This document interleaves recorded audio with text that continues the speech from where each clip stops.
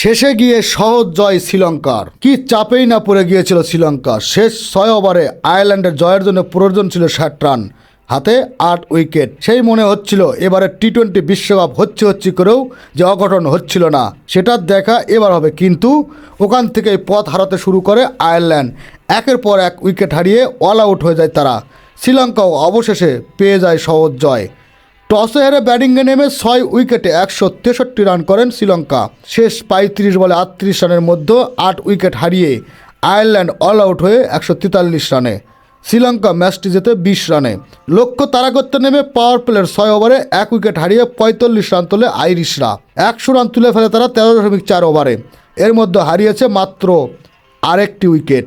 কিন্তু 15তম ওভার থেকে শুরু হয় আইরিশদের পতন। নিয়মিত বিরতিহীন হারাতে থাকে উইকেট। শেষ 6 ওভারে প্রত্যেকটি ওভারেই উইকেট হারিয়েছে তারা। এর মধ্যে মহিষ তিক্সানা করা 17তম ওভারে মাতিসা পাতিরানাকে 20তম ওভারে 2টি করে। শ্রীলঙ্কার পক্ষে 3টি করে উইকেট নিয়েছেন তিক্সানা ও ওয়াইনিদু হাসারাঙ্গা। পাতিরানা নিয়েছেন 2 উইকেট। দুষ্মম চামিরা ও দুনিত ভেল্লালাগে 1টি করে। এর আগে শ্রীলঙ্কার ইনিংসে আইরিশরা খেসারত দিয়েছে একের পর এক ক্যাচ মিসের।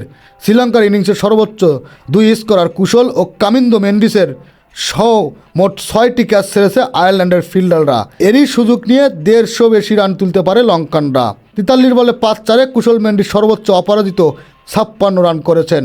তবে শ্রীলঙ্কার ইনিংসটা এত দূর পর্যন্ত গেলে মূলত কামিন্দো মেন্ডিসের ঝড়ো ইনিংসে। ভেঙে পড়তে চলা শ্রীলঙ্কার ইনিংসটি কামিন্দো ঠিক করে রেখেছেন 19 বলে 44 রান করে। 14তম ওভারে শ্রীলঙ্কার স্কোর ছিল 4 উইকেটে 86। সেই সময় ব্যাট করতে নামে কামিন্দো। টানা 57 বলের বাউন্ডারি খরা কাটান দৃষ্টিনন্দন একটি রিভার সুইপে। 17তম ওভারে তার তাণ্ডবে আয়ারল্যান্ডকে গুনতে হয় 21 রান। কামিন্দো যখন আউট হন শ্রীলঙ্কার ইনিংসে 8 বল বাকি। সেই সময় তাদের স্কোর ছিল 6 উইকেটে 153। তার ক্যামিও ইনিংসে ছিল 4টি 4 ও 2টি বিশাল ছক্কা। উইকেট কিপার ব্যাটসম্যান কুশল মেন্ডিসের ইনিংসটি ছিল এক প্রান্তে ধরে রাখার। খেলাধুলার আপডেট নিউজ পেতে চ্যানেলটি সাবস্ক্রাইব করে সাথেই থাকুন।